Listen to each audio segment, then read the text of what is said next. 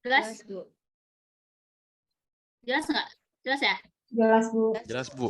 Tidak ada suara lain kok. Oke. Jadi materinya itu, coba ya saya share dulu.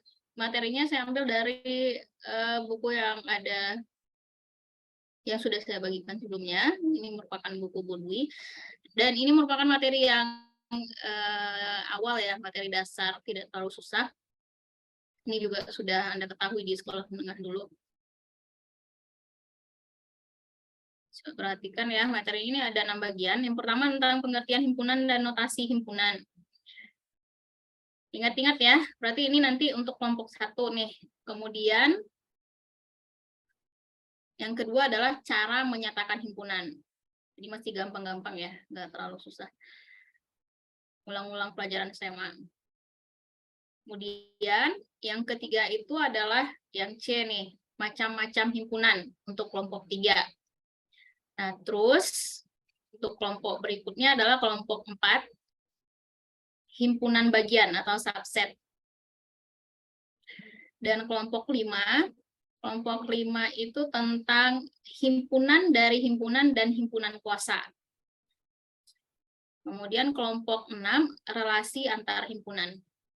Nah, jadi materinya ada 6, jadi nanti kalian akan saya bagi menjadi 6 kelompok. Silakan didiskusikan paling lama 20 menit untuk materinya. Ini sedikit saja materinya per kelompok. Silakan didiskusikan, nanti silakan dipresentasikan. Boleh mempresentasikan hasilnya itu berupa bahan yang ini saja, kemudian dijelaskan. Boleh juga misalnya mau dituliskan di kertas dengan tulisan Anda sendiri, Anda bikin rangkumannya, kemudian di share screen, atau boleh juga mau diketik kembali, silakan. Kemudian dibikin rangkumannya, silakan, mana yang lebih gampang saja dan lebih hemat waktu. Bisa dipahami maksudnya? Jadi setelah ini saya akan bagi kelompoknya secara acak. Materi ini udah punya semua kan? Jadi materi ini tidak tidak saya batasi, boleh dari sini saja nggak kayak gitu, tapi boleh ambil dari materi yang lain, misalnya dari internet boleh untuk contoh soalnya, atau dari buku mana saja, boleh referensinya dari mana saja, tapi sub materinya seperti yang saya sebutkan tadi itu seperti yang ada di sini. Jadi yang 6 itu ya. Bisa dipahami apa yang saya maksudkan? Cukup jelas instruksinya? Jelas, Bu. Jelas ya. Jadi sekarang saya bagi kelompoknya secara acak. Haikal, saya bisa bagi kelompok nggak, Haikal? Nggak bisa ya sekarang ya? Boleh, Bu, sebentar. Gimana, Ibu? Bisa kah? Oh, Haikal harus keluar jadi ini dulu ya. Oh, bisa, udah bisa. Tapi nanti Haikal nggak masuk. Saya bisa bikin include Include host. tentang yang ini. Ada 6 kelompok keluarga.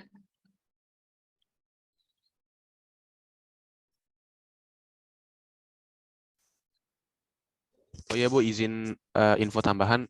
Ini 38 ada 1 orang yang 2 device karena device-nya bermasalah.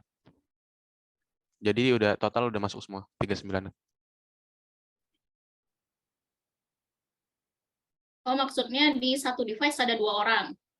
Iya. Siapa itu? Tadi siapa ya? Saya Arian. Ibu Arianti. Oh, Arianti sama Niska. Iya, Bu. Oh, enggak, Oke. berarti masih kurang 1 orang, Bu. Iya, harusnya berapa di sini 39 harusnya Iya. ya. Oke, saya bagikan, silahkan bergabung di kelompok masing-masing. Ini otomatis ya.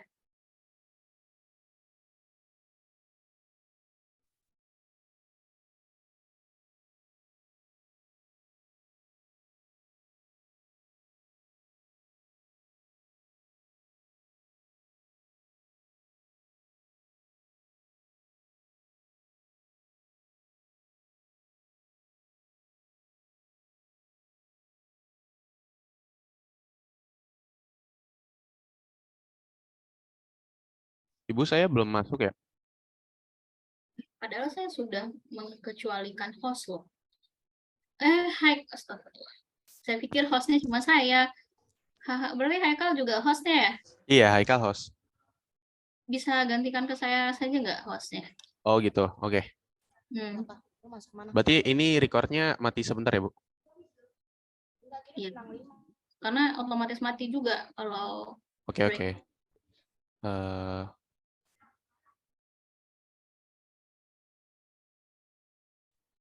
Contoh yang keempat, kumpulan semua huruf vokal adalah himpunan karena pendefinisian yang jelas, sehingga dapat didaftarkan anggota-anggotanya, yaitu A, I, U, E, O. Bisa disebut juga dengan A, I, U, E itu elemen.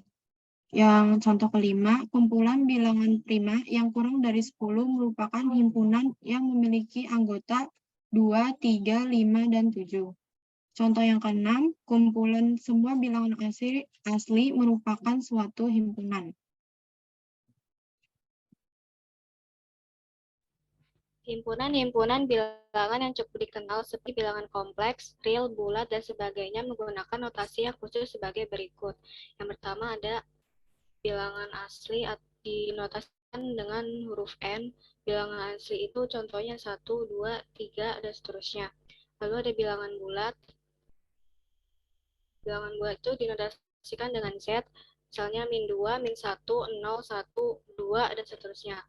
Lalu ada bilangan prima yang dinotasikan dengan P, contohnya ada 2, 3, 5, 7, 11, 13, 17, dan seterusnya.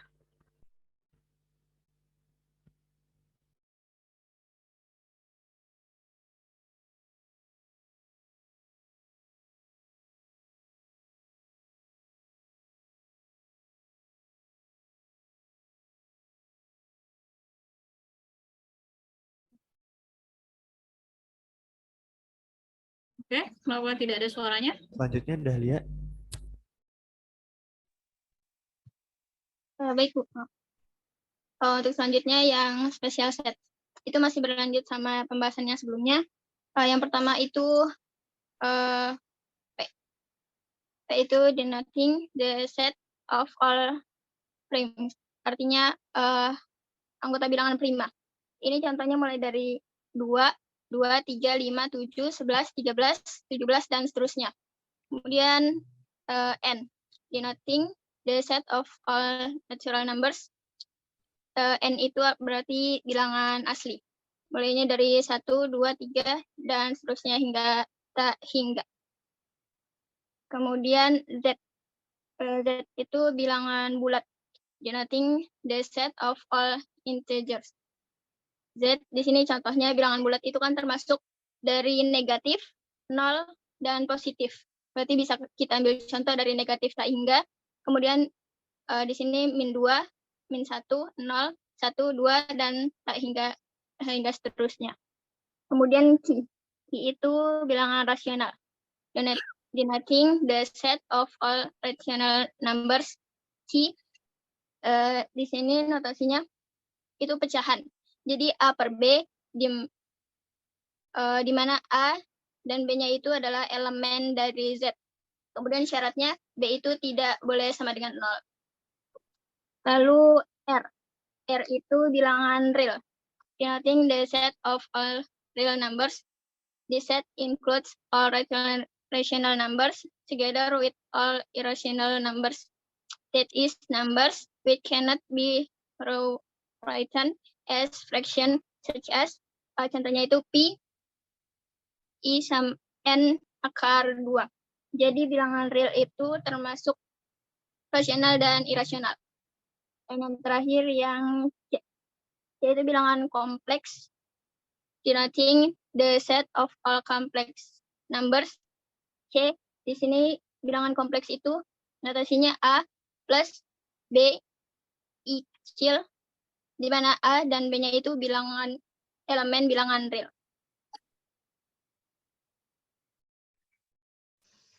Selanjutnya, jika suatu objek X adalah elemen dari sebuah himpunan, artinya A mengandung X sebagai salah satu anggotanya, maka ditulis X elemen A atau X di dalam A.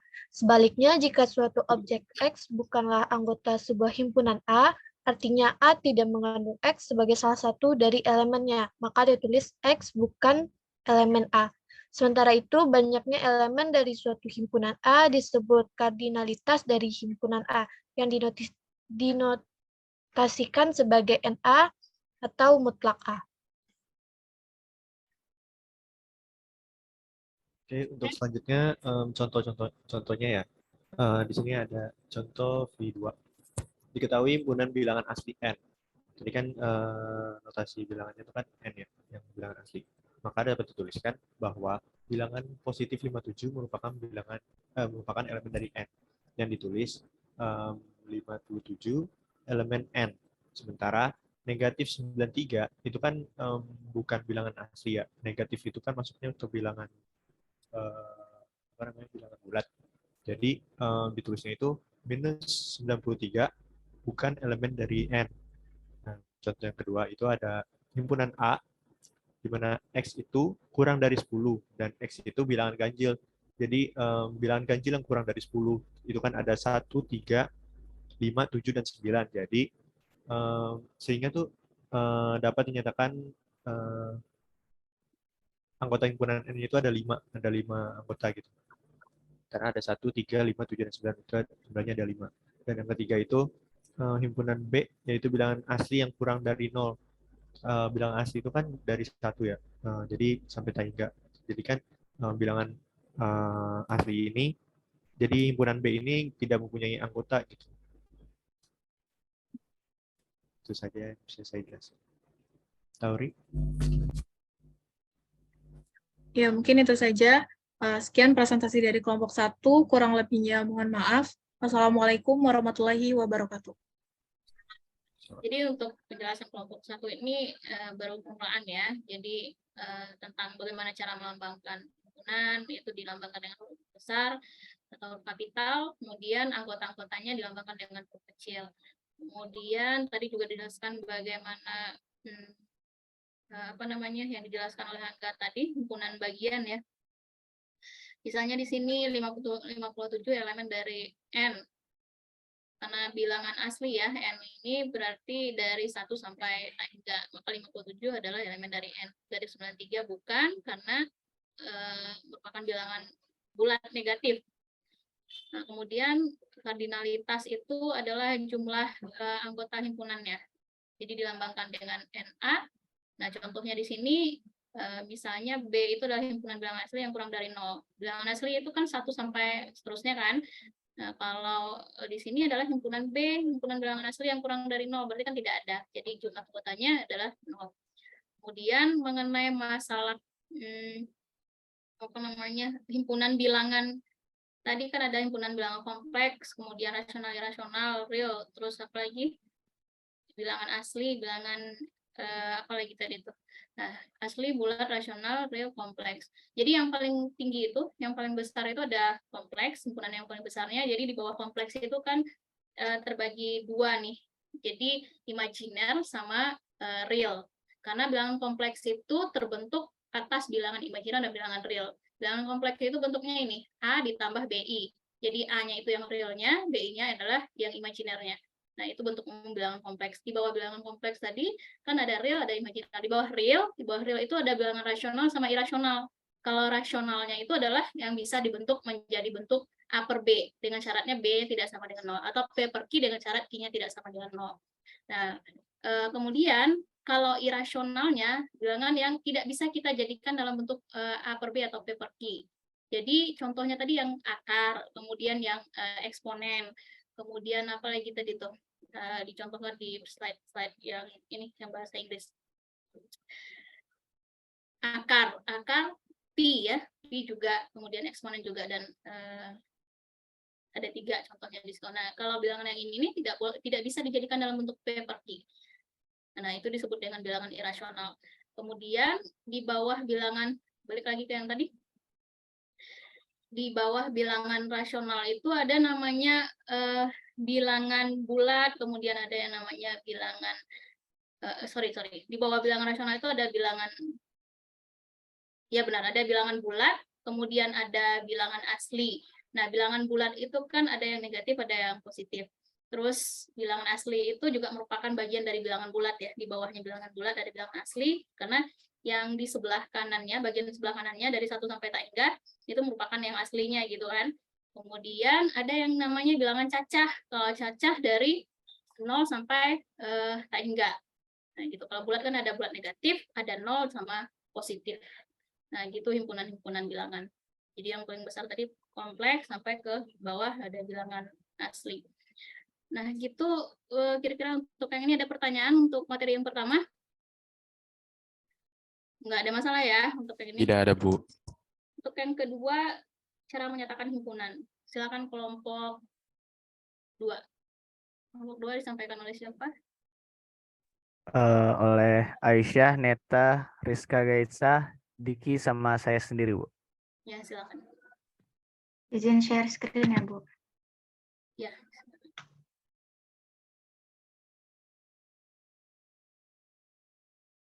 Oke, teman-teman. Assalamualaikum warahmatullahi wabarakatuh. Sembari nunggu share screen, kami kelompok 2 akan menampilkan hasil diskusi kami. Yang pertama-tama akan dibacakan oleh Aisyah dan juga Neta. Padanya dipersilakan. Ya, yang kedua itu ada cara menyatakan himpunan. Himpunan dapat didefinisikan atau dinyatakan dalam beberapa bentuk, yaitu dalam bentuk pendaftaran, bentuk pembangun himpunan, dan dalam bentuk diagram Venn. Yang pertama ada bentuk pendaftaran atau enumerasi, Besarkan yaitu ini siapa ini yang siapa? ya, Bu. Mungkin garis 3 yang di sebelah kiri bisa dipencet, Zoneta. Sorry, sebentar.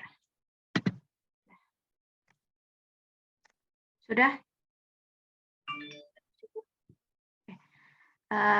Bentuk pendaftaran atau enumerasi yaitu suatu cara menyatakan himpunan dengan mendaftarkan semua anggota himpunan dalam tanda kurung kurawal dengan tanda koma sebagai pemisah setiap anggota. Jika suatu himpunan memiliki anggota yang sangat banyak, maka dapat digunakan tanda elipsis atau tanda titik 3 gitu.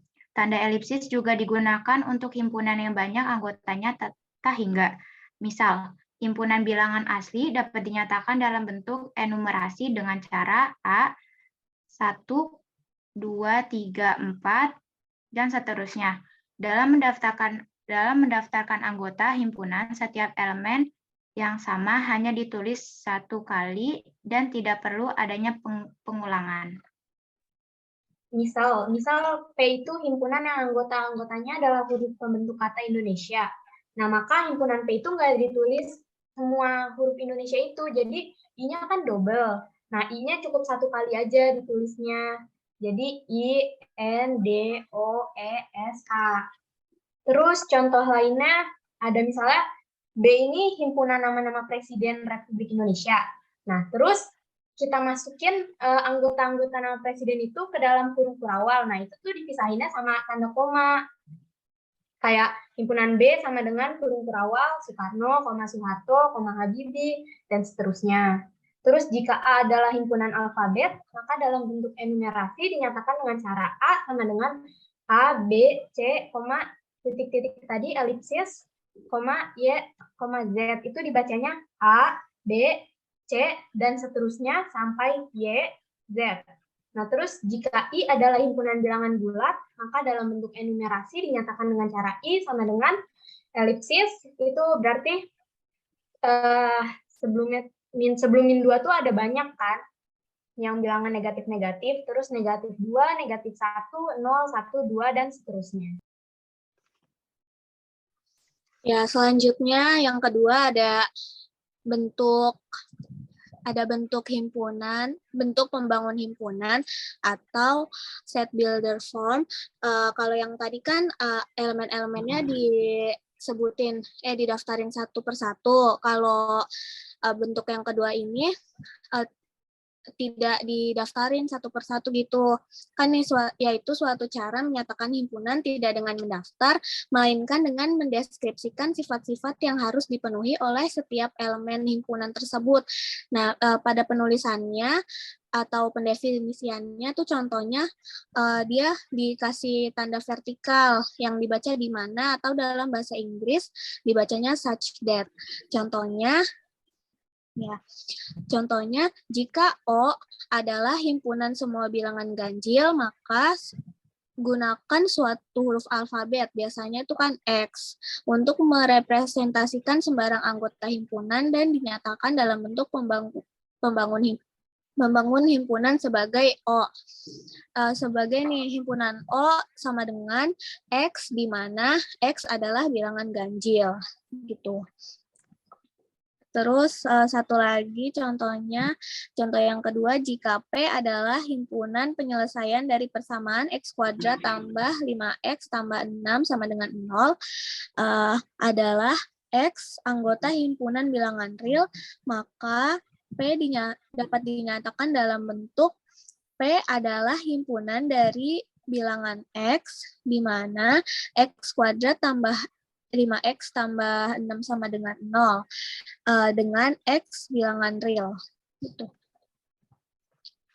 Yang contoh yang ketiga, itu kan kalau yang tadi Dini jelasin itu dari sebuah cerita dulu. Nah, kalau yang contoh soal ketiga ini, dia berupa langsung kayak D sama dengan kurung kurawa X, di mana X lebih dari 20, dan X-nya ini bilangan anggota N. Nah, dibaca lebih detailnya, D adalah himpunan bilangan X, di mana nilai X lebih dari 20, dan X merupakan anggota bilangan asli. Nah, kalau dinyatakan dalam bentuk enumerasinya itu, karena X-nya lebih dari 20, maka D-nya sama dengan 21, 22, 23, dan seterusnya. Kemudian contoh yang keempat,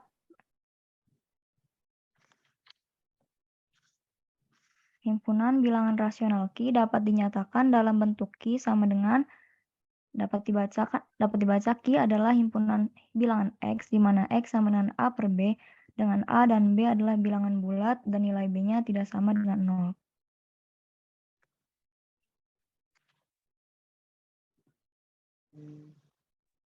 Lalu yang ketiga ada bentuk diagram Venn, yaitu cara menyatakan sebuah himpunan dengan mendaftar elemen-elemennya dalam sebuah diagram. Diagram Venn terbentuk dari sekumpulan kurva tertutup sederhana, biasanya lingkaran, pada bidang datar untuk menggambarkan hubungan antara himpunan-himpunan. Setiap anggota himpunan digambarkan dengan noktah atau titik, namun jika banyak anggota himpunannya terlalu banyak, maka tidak perlu digambar dengan menggunakan simbol titik. Dengan menggunakan diagram Venn, berbagai relasi antar hubungan dapat digambarkan dengan lingkaran-lingkaran yang saling bersinggungan maupun terpisah. Pembahasan mengenai relasi himpunan dan diagram Venn akan dibahas oleh Saidina Pambayu. Oke, boleh tolong. Oke, jadi contoh pertama ada misalnya diketahui himpunan-himpunan sebagai berikut. Himpunan A adalah 1, 3, 5, dan 7. Jadi anggota himpunan A itu bilangan prima di bawah 10. Dan himpunan dari bilangan O adalah U, yang mana U adalah bilangan ganjil. Jadi bentuk diagram Venn-nya itu bakal jadi A berada di dalam O. Kenapa? Dikarenakan A itu adalah bilangan prima yang juga ganjil. Mohon maaf, jadi A itu adalah bilangan ganjil yang termasuk ke dalam O. Ya, kayak gitu. Aduh, ada salah jelasin kayaknya tadi. Jadi kesimpulannya itu bilangan A itu adalah bilangan ganjil di bawah 10, dan juga ada himpunan O yang mana anggotanya itu adalah U, di mana U adalah bilangan ganjil. Jadi boleh di scroll ke bawah. Ya, sebagaimana yang tadi saya bilang, A adalah himpunan A adalah himpunan yang beranggotakan X, di mana X merupakan bilangan ganjil pertama yang kurang dari 10. Atau bisa dituliskan dengan notasi A yang beranggotakan X, di mana X lebih kecil dari 10 dan X adalah bilangan ganjil. Dan untuk himpunan P yang bilangan ganjil dan Q bilangan genap itu seperti yang tadi Diki bilang, jikalau anggotanya itu banyak, jadi dia nggak perlu ditulisin, lebih kurang seperti yang ada di gambar. P itu diagram Venn yang kosong dan Q juga diagram Venn yang kosong, tapi dikarenakan mereka adalah diagram Venn yang memiliki himpunan atau anggota himpunannya itu berbeda, jadi dia nggak nyatu. Dan untuk R dan juga Q, di mana R adalah himpunan bilangan prima, mereka tuh ada satu anggota yang sama, yaitu 2. Jadi diagram Venn-nya jadi 1. Dan kenapa diagram Venn-nya kosong? Karena anggota dari bilangan prima dan bilangan ganjil dan juga genap itu ada banyak banget. Ya, sekian. Terima kasih. Ada yang ingin ditanyakan? Udah ya. Oke, jadi ada 3 cara tadi ya untuk menyatakan himpunan. Yang pertama dengan cara enumerasi atau menyebutkannya satu-satu, mendaftar satu-satu. Nah, di buku lain biasanya ini disebut dengan tabulasi namanya. Kemudian yang kedua adalah dengan cara membangun himpunan. Oh ya, untuk yang tabulasi tadi kan kalau ada huruf yang sama, berarti kita cukup buat satu. Kemudian posisinya juga tidak dipermasalahkan. Misalnya ya, ada anggota himpunan A, B, C, D, E, kemudian Anda mau bikin E, B, A, C, D. Nah, itu sama. Jadi tidak ada masalah urutan kalau di himpunan. Nah, terus cara yang kedua adalah membangun himpunan. Berarti kita mendeskripsikan apa yang ada tadi ke dalam bentuk matematika gitu. Jadi X di mana X. Nah, seperti itu jadinya ya.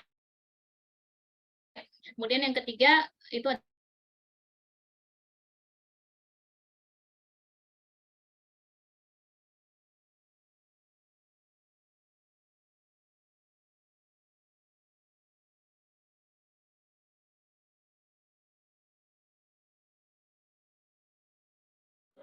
Halo, Ibu.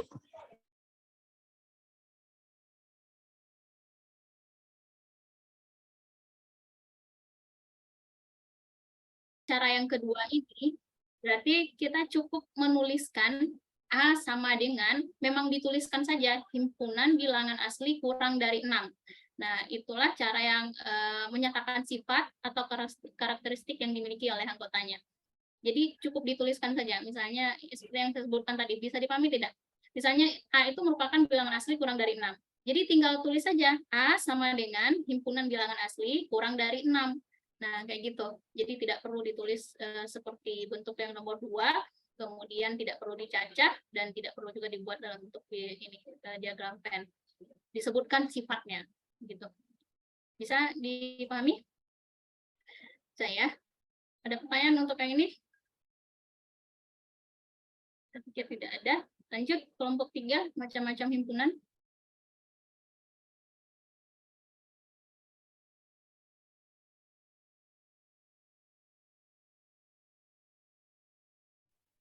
Ya, sebelumnya Assalamualaikum warahmatullahi wabarakatuh.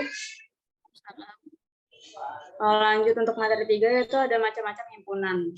Di sini macam-macam himpunan itu dibagi jadi 4. Yang pertama ada himpunan berhingga dan tak berhingga, kemudian ada himpunan terbilang dan tak terbilang, kemudian ada himpunan kosong, dan terakhir ada himpunan semesta. Untuk yang pertama itu ada himpunan berhingga dan tak berhingga. Himpunan berhingga dikatakan himpunan berhingga apabila himpunan tersebut memiliki sejumlah tertentu elemen-elemen yang berbeda. Namun, proses menghitung banyak elemen tersebut dapat berakhir. Nah, kalau untuk himpunan tak berhingga itu kebalikan dari himpunan berhingga. Dia proses menghitung elemennya tidak dapat berakhir. Kemudian lanjut untuk contohnya. Resvia.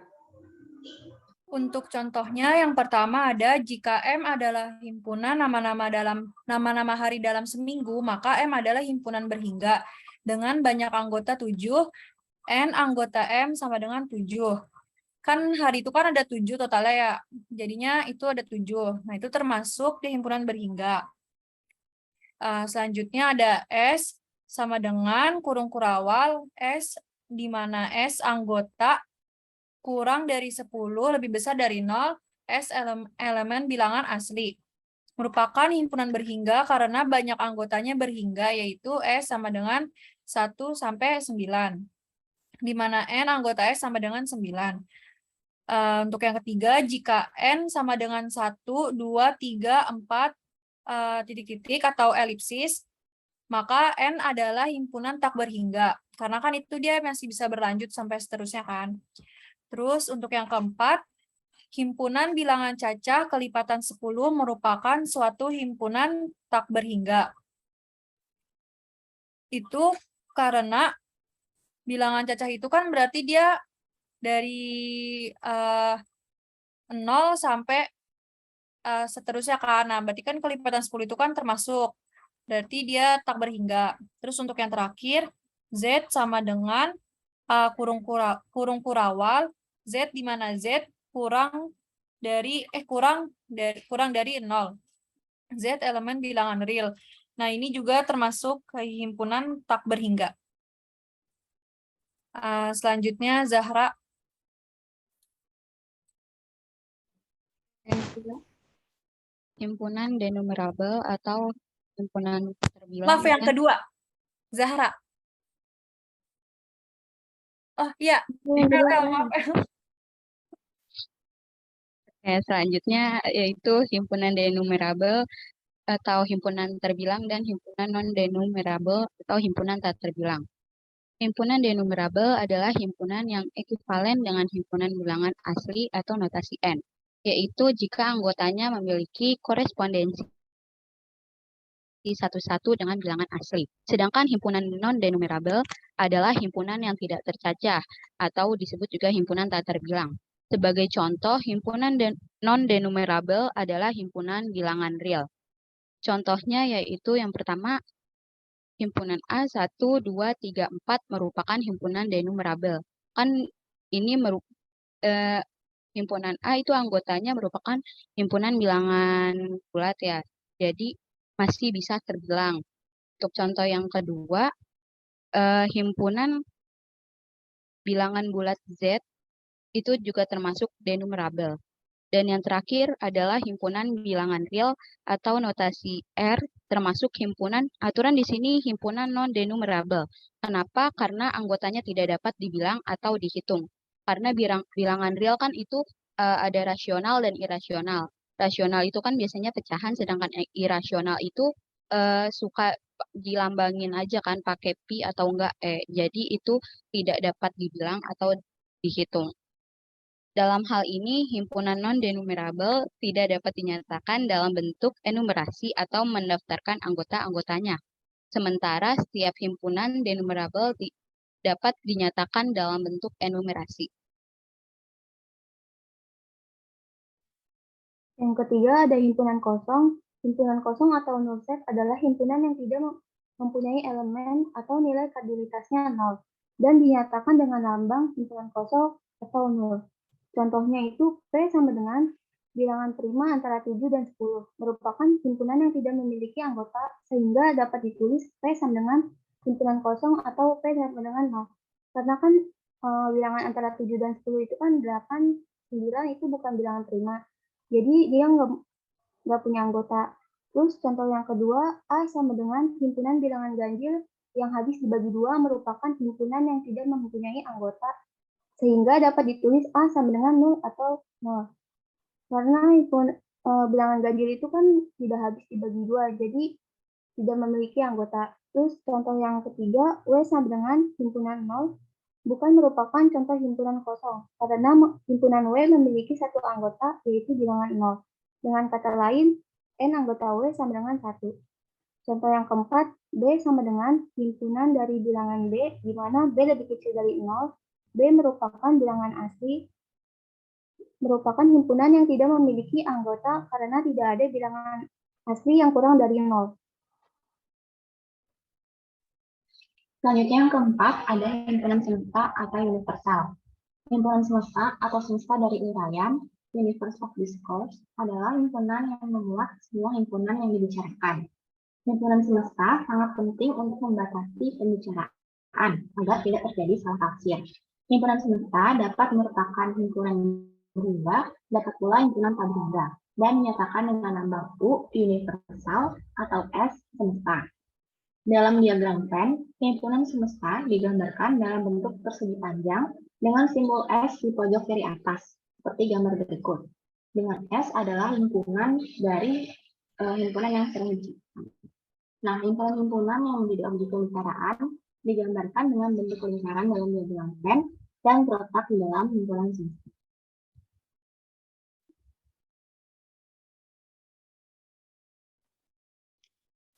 Contoh dari himpunan semesta, yang pertama himpunan semesta yang mungkin untuk himpunan B sama dengan 2, 4, 6, 8, 10 adalah semesta bilangan genap, semesta bilangan asli, serta semesta bilangan bulat. Namun, himpunan bilangan ganjil tidak dapat menjadi himpunan semesta dari himpunan B. Begitu pula dengan himpunan bilangan bulat negatif, juga tidak dapat menjadi himpunan semesta dari himpunan B. Contoh yang kedua, himpunan bilangan yang kurang dari 0 merupakan himpunan kosong, jika dalam himpunan semesta bilangan asli. Lain halnya jika dalam himpunan semesta bilangan bulat, himpunan bilangan yang kurang dari 0 merupakan suatu himpunan tak terhingga. Contoh yang ketiga, jika M adalah himpunan mahasiswa jurusan Matematika UNJ angkatan 2014, maka himpunan semesta yang mungkin adalah himpunan mahasiswa UNJ atau himpunan seluruh mahasiswa jurusan Matematika.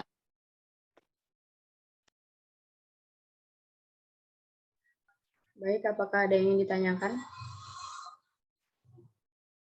Ya, saya tambahkan sedikit tentang denumerable tadi ya. Denumerable itu tepatnya bahasanya itu bisa dicacah gitu. Bisa dicacah. Coba ke bawah lagi. Jadi gini, kalau bilangan real itu antara misalnya 1 sampai 2, 1 sampai 2 saja itu banyak sekali jumlah bilangannya. Jadi misalnya kita buat 1,1119999. Nah, itu kan masih banyak lagi di belakangnya kan. Kalau mau kita cacah satu-satu itu tidak bisa. Nah, beda misalnya dengan bilangan yang kedua itu himpunan bilangan bulat Z. Nah, kalau Z itu kan bilangan bulat ini jelas nih. Dia anggotanya 0, 1, kemudian negatif 1, negatif 2, dan seterusnya ya, dari kiri ataupun dari kanan. Nah, enggak. Jadi jelas bisa dicacah gitu. Bisa disebutkan bilangannya. Kalau misalnya kalau bilangan real tadi nggak bisa seperti itu, dari 1 ke 2 saja itu sudah tak hingga banyaknya bilangannya, jadi nggak bisa kita cacah. Nah, itu intinya kalau untuk yang denumerable. Jadi tidak bisa dinyatakan dalam bentuk enumerasi atau tidak bisa dicacah. Gitu. Selebihnya saya pikir bisa dipahami ya, atau ada yang mau ditanyakan untuk yang ini? Kalau tidak ada, silakan lanjut ke himpunan bagian, kelompok 4. Izin share screen, Bu. Ya, silakan tidak.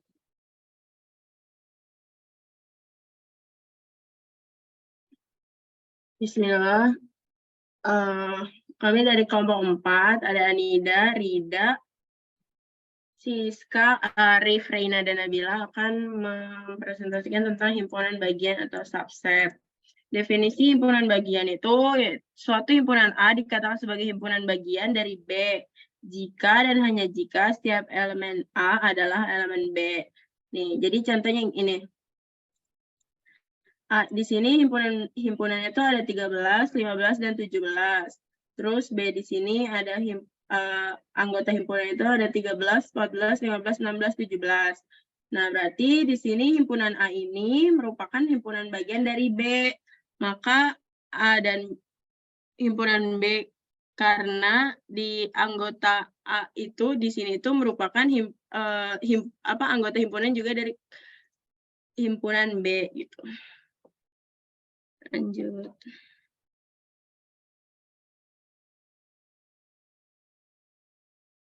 Siska. Yang kedua ada definisi himpunan bagian sejati. Setiap himpunan adalah himpunan bagian dari dirinya sendiri. Oleh karena itu, terdapat istilah himpunan bagian sejati. Kita menyebut A adalah himpunan bagian sejati dari B jika A himpunan bagian B dan A tidak sama dengan B. Dalam beberapa buku, A himpunan bagian B dinyatakan oleh A, simbolnya itu, dan B. Sementara A himpunan bagian sejati B dinyatakan oleh A, lambang dari himpunan bagian B. Nah, tapi kita tetap menggunakan notasi terdahulu, di mana kita tidak membedakan antara himpunan bagian dan himpunan bagian sejati. Contohnya, himpunan A itu 135 dan himpunan bagian B itu 5431. Karena setiap elemen A yaitu 135, itu tipe ya, juga merupakan elemen B. Karena A himpunan bagian dari B, maka dapat ditulis A bagian dari B. Penulisan lain dari B, penulisan lainnya adalah B itu himpunan bagian dari A yang dibaca B seperhimpunan dari A atau B mengandung A.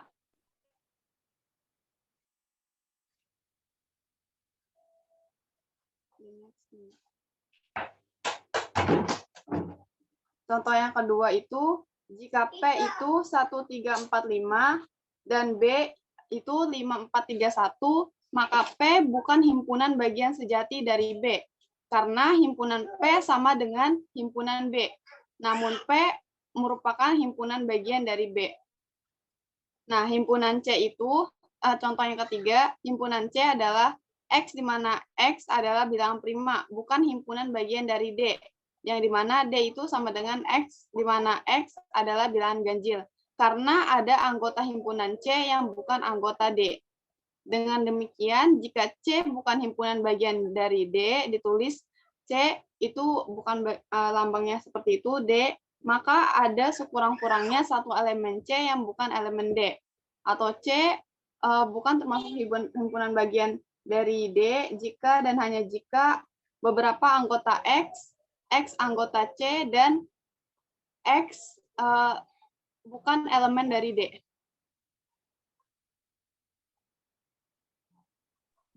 Oke, selanjutnya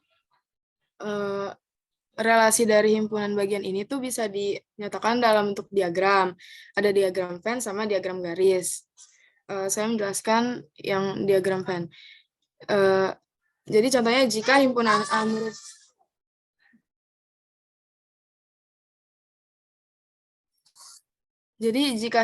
A merupakan himpunan bagian B, dalam diagram Venn itu himpunan A yang di dalam lingkaran diagram yang B. Ya, lingkaran yang menyatakan himpunan A terletak di dalam lingkaran yang menyatakan himpunan B. Jadi artinya semua anggota himpunan A itu termasuk dalam anggota himpunan B. Terus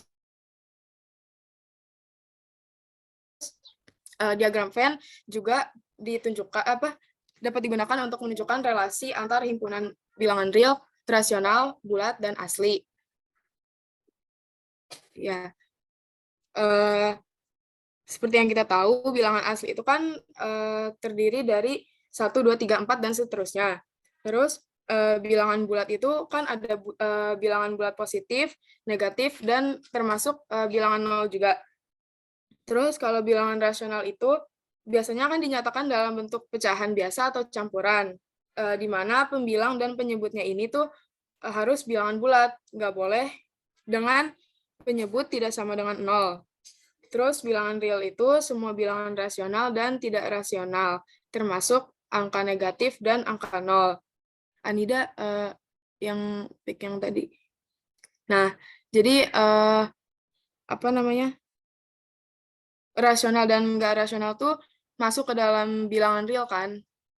Ini yang tadi PDF. Jadi dalam diagram Venn-nya itu bilangan asli, bilangan bulat, bilangan rasional itu masuk ke dalam lingkaran dalam kotak si bilangan real. Jadi dapat ditulis N himpunan bilangan dari Z, himpunan bagian dari Q, himpunan bagian dari R.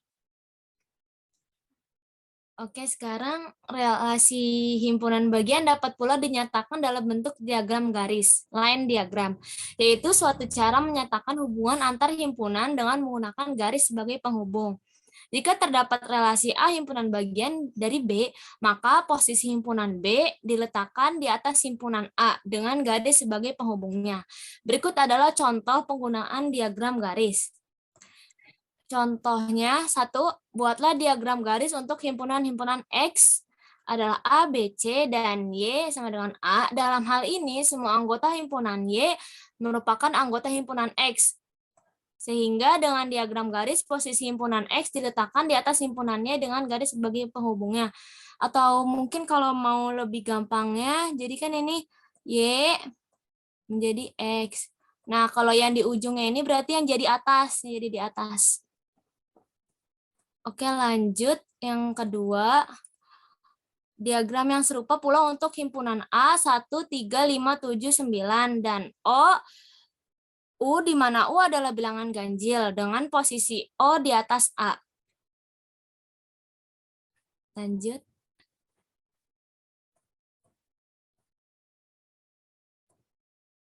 Sebentar. Buatlah diagram garis untuk himpunan-himpunan X, A, B, C, Y sama dengan A, B, dan Z sama dengan BC. Nah, ini berarti X-nya yang di atas, baru Y dan Z.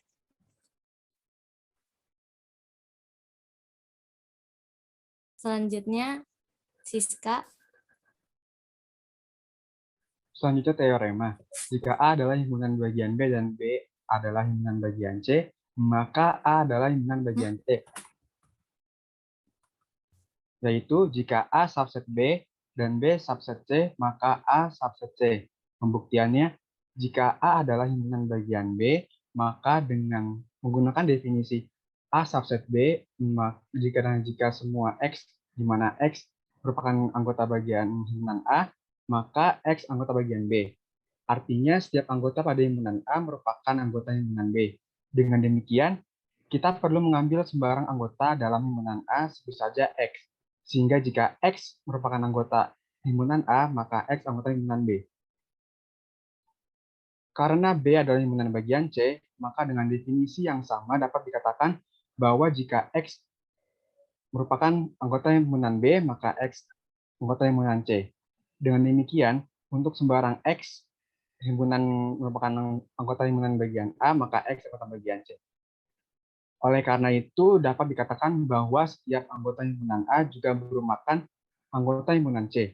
Dengan kata lain, A himpunan bagian C atau A subset C terbukti. Nah, untuk teorema yang pertama ini kan bunyinya himpunan kosong merupakan himpunan bagian dari setiap himpunan. Nah, buktinya itu gampangnya gini. Misalkan di sebuah acara itu kita ngundang 3 tamu.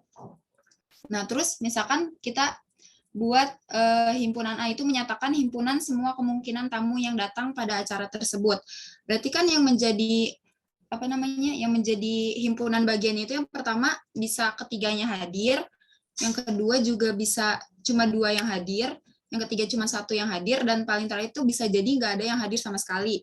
Nah, yang nggak hadir sama sekali itu kan menyatakan himpunan kosong kan. Nah, himpunan kosong itu tetap masuk ke dalam himpunan bagian yang A tadi. Itulah kenapa himpunan kosong itu merupakan himpunan bagian dari setiap himpunan.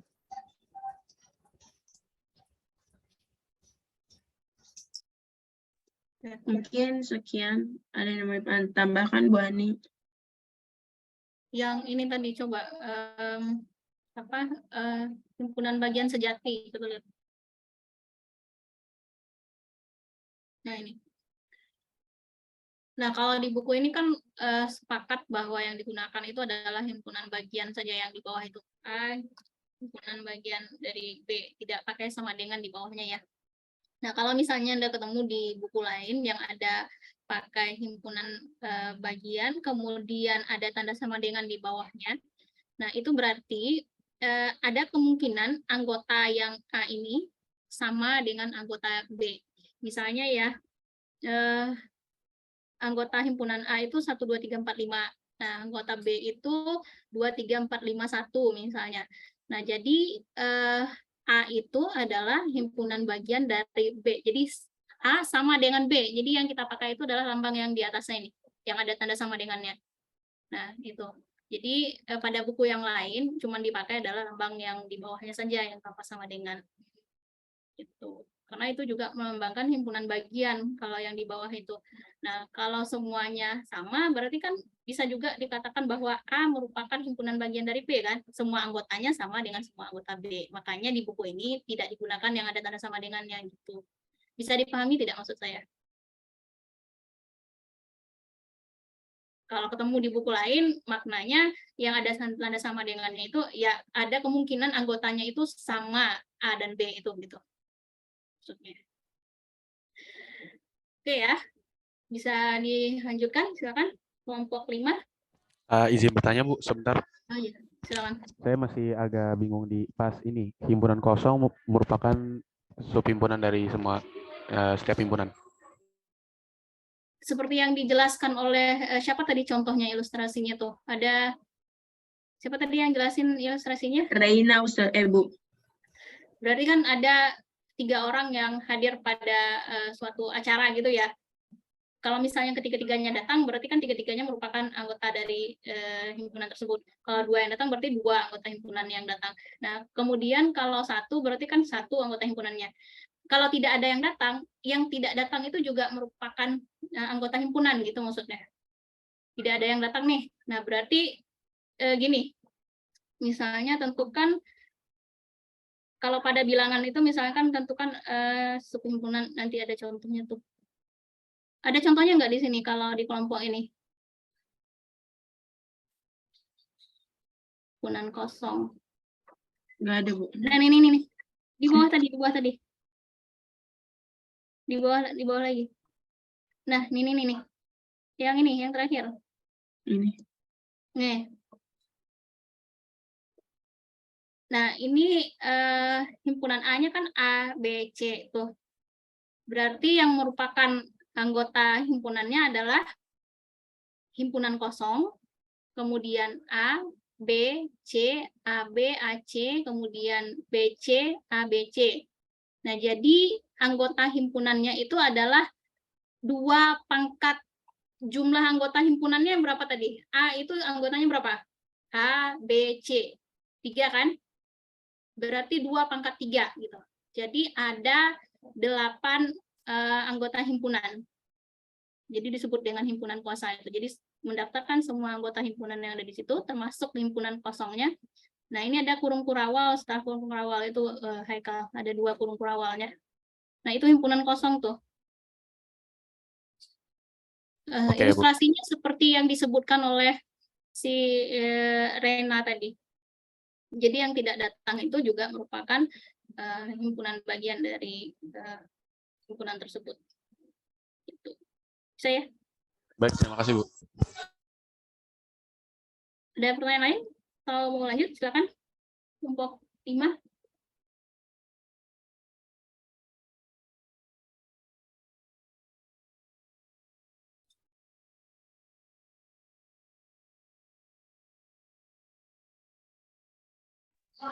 Assalamualaikum warahmatullahi wabarakatuh. Kami dari kelompok 5 akan menjelaskan himpunan dari himpunan dan himpunan plus. Dari pengertiannya dahulu, sebuah himpunan yang terdiri dari himpunan sebagai elemennya disebut sebagai himpunan dari himpunan atau biasa disebut keluarga himpunan. Misal, himpunan dari semua himpunan bagian A merupakan contoh dari keluarga himpunan. Himpunan yang demikian dinamakan himpunan kuasa dari A yang dinotasikan sebagai 2 pangkat A. Jika A adalah himpunan yang berhingga dengan N buah A, maka himpunan kuasa dari A memiliki 2 pangkat N anggota. Contohnya akan dijelaskan oleh teman-teman kelompok 5 yang lain. Ya, jadi di sini contoh pertama itu kan ada suatu himpunan di mana anggotanya itu ada himpunan 23, himpunan 456, dan himpunan 3. Nah, himpunan ini itu disebut sebagai himpunan dari himpunan karena di dalamnya itu terdiri dari himpunan 23, himpunan 456, dan himpunan 3, di mana himpunan 23, himpunan 456 ini adalah anggotanya atau elemennya.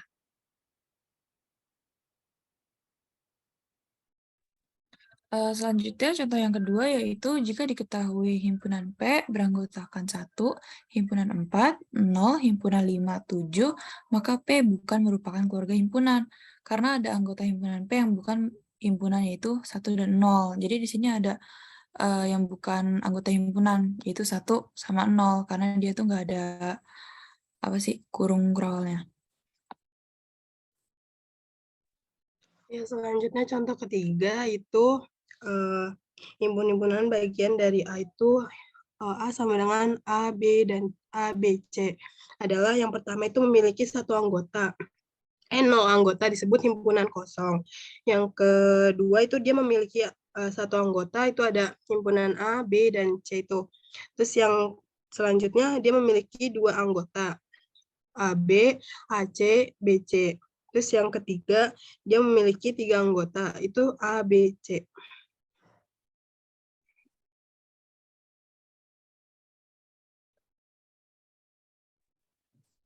Selanjutnya, dari semua himpunan bagian dari A, maka himpunan kuasa dari A adalah himpunan yang beranggotakan semua himpunan bagian A, atau bisa kita tulis 2 pangkat A.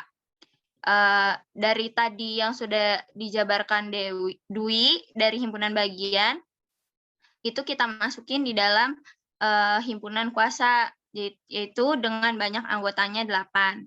Atau dapat pula ditentukan banyaknya anggota himpunan kuasa dari A tanpa harus mendaftarkan anggota-anggotanya, tanpa harus kita jabarkan menjadi himpunan bagian, maka kita menggunakan rumus 2 pangkat N. Karena N, A-nya himpunan dari A-nya ada 3, maka kita tulis 2 pangkat N sama dengan 2 pangkat 3. Maka banyak anggotanya ada 8.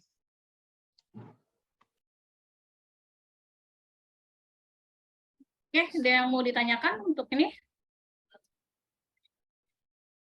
Berarti untuk yang terakhir itu tetap anggotanya ya? Yang mana? Yang contoh terakhir itu semua himpunan bagian dari A, kan itu ada himpunan-himpunannya, Bu. Kayak A, B, C berarti itu 3 kan, 2 pangkat 3 gitu ya? Iya, betul. Baik, Bu. Bedakan jumlah anggota himpunan dengan semua himpunan bagian ya. Kalau jumlah anggota himpunan berarti kan kita lambangkan dengan NA nih. Tadi kan ada, misalnya di sini ada himpunan A. A sama dengan A, B, C. Berarti kan jumlah anggotanya ada berapa? Ada 3 kan? Ada A, ada B, ada C. Nah, kemudian semua himpunan bagian dari A, semua himpunan bagian dari A barulah yang dinyatakan dengan ini tadi 2 pangkat jumlah anggotanya. Jumlah anggotanya 3 kan? Berarti 2 pangkat 3. Nah, itu yang disebut dengan himpunan kuasa. Tuh. Yang memuat semua himpunan bagian dari A. Bisa dipahami maksud saya?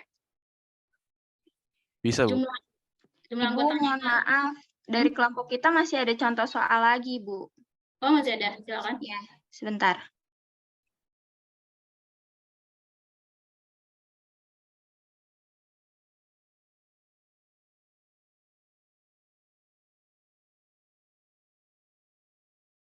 Boleh dilanjut Arianti sama Naiska. Jadi di sini ada contoh soal. Yang bagian pertama itu tentang yang himpunan dari himpunan atau keluarga himpunan lah ya.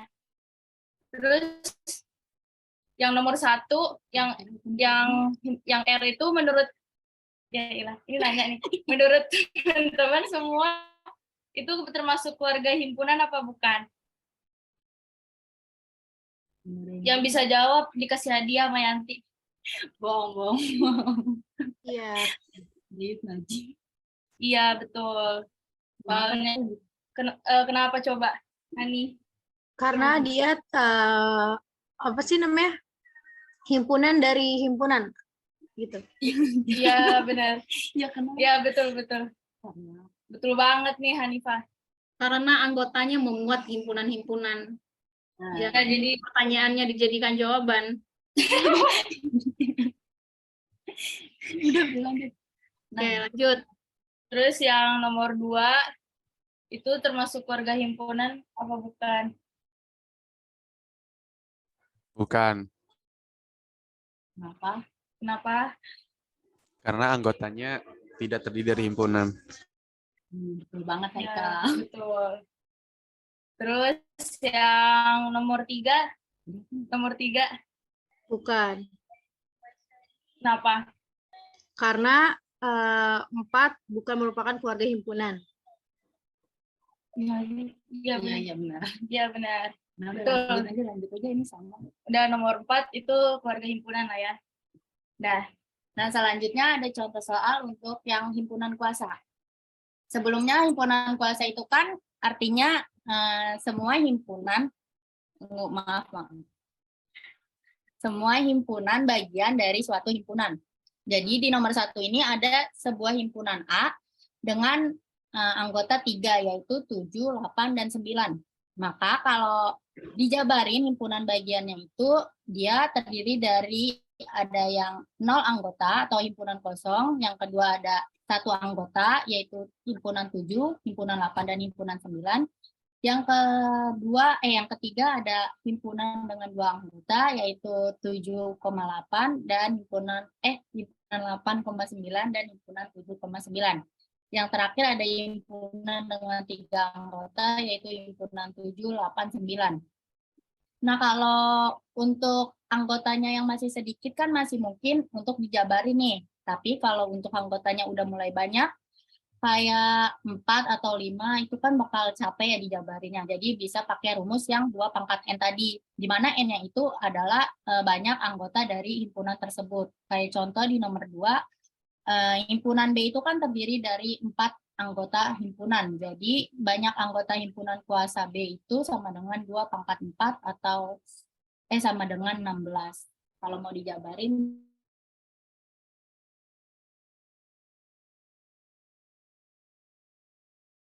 ada 3 anggota sama 4 anggota. Udah, Bu. Oke. Ada pertanyaan lagi? Udah ada ya, cukup jelas ya untuk yang ini. Oke, selanjutnya kelompok terakhir, relasi 2 himpunan. Izin share screen ya, Bu. Ya, silakan.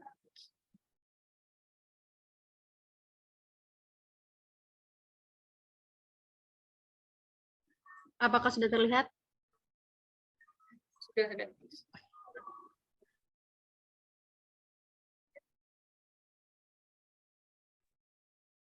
Oke, langsung aja ke materi yang ke-6, yaitu ada relasi antar himpunan. Yang pertama itu ada 2 himpunan yang sama. Jadi definisinya itu adalah himpunan A sama dengan himpunan B jika keduanya memiliki anggota-anggota yang sama. Artinya jika setiap elemen pada himpunan A juga merupakan elemen pada himpunan B. Dan jika setiap elemen pada himpunan B juga merupakan elemen pada himpunan A. Dengan kata lain, 2 himpunan A dan B adalah sama, atau A sama dengan B, jika dan hanya jika A himpunan bagian B dan B himpunan bagian A. Atau A sama dengan B, jika dan hanya jika A himpunan bagian B dan B himpunan bagian A. Jadi kalau angka-angka di A dan B itu sama, berarti masuknya ke teori yang ini, yaitu 2 himpunan yang sama. Jadi misalkan angka-angka di A yaitu 1, 2, 3, 4, terus ada angka di B yaitu 4, 3, 1, 2, berarti A dan B itu memiliki bilangan yang sama. Nah, selanjutnya itu ada A sama dengan B jika dan hanya jika semua nilai X merupakan anggota A, maka X merupakan anggota B. Dan semua anggota X merupakan anggota B, maka X merupakan anggota A. Selanjutnya ada contoh. Contoh yang pertama, yang kayak sebelumnya, udah disebutin Dewi. Diketahui 2 himpunan A dan B, di mana A 1, 2, 3, 4 dan B 4, 3, 1, 2. Maka himpunan A sama dengan himpunan B. A sama dengan B, karena setiap anggota himpunan A ada di B dan setiap anggota himpunan B ada di A. Jadi kan anggotanya ada tuh. Urutannya sih nggak perlu. Yang kedua, jika himpunan Q sama dengan min 1, min 2. Dan himpunan P adalah himpunan penyelesaian dari X kuadrat plus 3X plus 2. Jadi si X kuadrat plus 3X plus 2 ini kalau difaktori jadi kan X plus 1 buka tutup kurung dikali X plus 2 sama dengan 0. Untuk X adalah anggota, maka P sama dengan Q karena himpunan P beranggotakan min 2 dan min 1 kayak tadi gitu loh. Jadi nggak apa-apa kayak gitu. Nah, setelah lanjut pada kesamaan 2 himpunan ada 3 prinsip yang perlu diketahui. Yang pertama, urutan elemen tidak penting. Contohnya 2, 4, 5 sama dengan 4, 2, 5 sama dengan 2, 5, 4. Jadi yang penting angkanya sama. Walaupun urutannya berantakan, nggak apa-apa. Yang kedua, pengulangan elemen tidak mempengaruhi kesamaan 2 buah himpunan. Contohnya 5, 5, 5, 5 sama dengan 5, 5, 5 sama dengan 5. Gitu. Yang ketiga, untuk 3 himpunan A, B, dan C, maka berlaku jika A sama dengan B dan B sama dengan C, maka A sama dengan C. Lanjut, Hanifa. Oke, selanjutnya ada dua himpunan lepas definisinya, yaitu himpunan A dan B dikatakan saling lepas atau disjoin jika keduanya bukan himpunan kosong dan tidak memiliki elemen yang sama, dan ditulis dengan notasi A disjoin B atau A2/B. Nah, contohnya itu misalkan jika ada himpunan A yang anggotanya X, di mana X anggota dari P, X kurang dari 7, dan himpunan B yang anggotanya X, di mana X adalah anggota dari Q, X lebih dari 10. Maka himpunan A dan B dikatakan saling lepas atau A disjoin B atau A/2B. Nah, dalam bentuk diagram Venn-nya itu, relasi dua himpunan saling lepas digambarkan sebagai berikut. Nah, jadi A sama B ini dia saling lepas gitu, jadi nggak ada yang nggak ada anggotanya yang di dalamnya gitu, nggak ada yang sama. Jadi seperti ini. Kita lanjut, yang ketiga ada dua himpunan dapat diperbandingkan atau comparable. Definisinya yaitu dua himpunan A dan B dikatakan dapat diperbandingkan atau comparable jika A himpunan bagian B atau B himpunan bagian A, yaitu jika salah satu himpunan merupakan subhimpunan dari himpunan lainnya. Namun, jika A bukan himpunan bagian B dan B bukan himpunan bagian A, maka A dan B dikatakan tidak dapat diperbandingkan atau not comparable. Perhatikan, di sini ada dua bentuk diagram Venn. Dua bentuk diagram Venn ini menggambarkan relasi dua himpunan yang tidak dapat diperbandingkan, karena pada diagram Venn yang pertama menunjukkan dua himpunan yang tidak dapat diperbandingkan atau not comparable dan saling lepas disjoin yang telah dijelaskan oleh Fauziah tadi. Disjoin yang kita tahu dia anggotanya tidak ada yang sama. Lalu kalau di diagram Venn yang kedua ini menunjukkan dua himpunan yang tidak dapat diperbandingkan atau not comparable namun tidak saling lepas atau not disjoin. Contohnya, Haikal?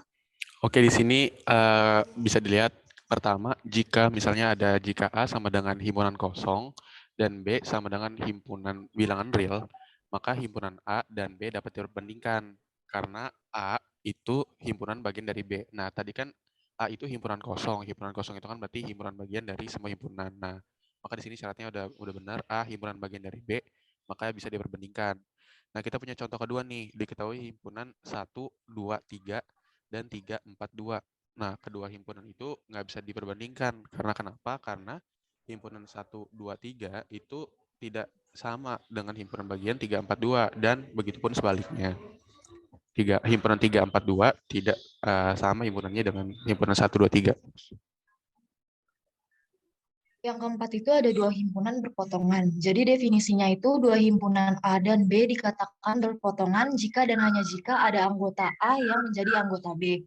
Contohnya itu misalkan ada himpunan A 1, 2, 3, 4 dan ada himpunan B 2, 3, 10, maka A dan B itu adalah dua himpunan yang saling berpotongan. Karena kenapa? Himpunan A itu ada bilangannya yang menjadi anggota himpunan B, yaitu 2 dan 3. Selanjutnya, Dua himpunan ekuivalen. Himpunan A dikatakan ekuivalen dengan himpunan B jika dan hanya jika jumlah anggota A sama dengan jumlah anggota B, yang dapat dinotasikan sebagai berikut. A ekuivalen B jika dan hanya jika NA sama dengan NB. Contohnya, anggota A ada pisang, apel, jeruk, rambutan, jumlah anggota A-nya ada 4. B, Ita, Adi, Ekonia, jumlah anggota B-nya ada 4. Karena himpunan A dan B memiliki banyak anggota sama, maka himpunan A ekuivalen dengan B, jadi A ekuivalen B. Oke, udah selesai ya? Iya, Bu. Ada pertanyaan tidak untuk kelompok terakhir ini? Sudah jelas? Sudah? Saya boleh minta waktunya sampai jam 12 tidak? Kita kan selesainya jam 11.50. Kalian ada kuliah lagi? Pukul berapa kuliahnya? Boleh, Bu, menurut saya. Kuliah nanti sore. Oh, sore. Oke. Oke, di stop share dulu. Kita kan belum ada bahas soal ya. Jadi saya maunya pembahasan soalnya juga dalam grup, nanti kita konfirmasi bersama yang benar dan salahnya. Sebentar, mana tadi ya?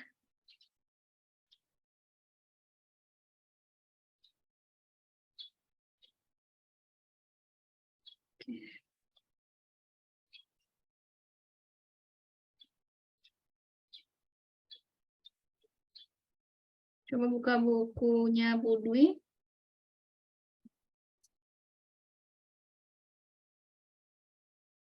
Ini ada soal 1 sampai 10. Setelah ini saya bagi dalam kelompok, ada 10 kelompok. Kemudian masing-masing anggota kelompok harus berpartisipasi ya untuk jawab soalnya. Kelompok 1 jawab soal nomor 1. Ini diabaikan saja yang saya catat ini. Kelompok 2 jawab nomor 2 sampai kelompok 10 jawab nomor 10 ya.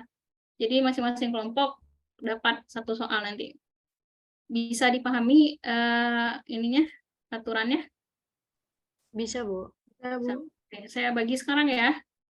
Paling tidak tahu dulu anggota kelompoknya. Karena di sini ada 10 soal dan masing-masing dapat 1, jadi maksimal 10 menit untuk ngerjain soal ini sampai pukul 12 nanti.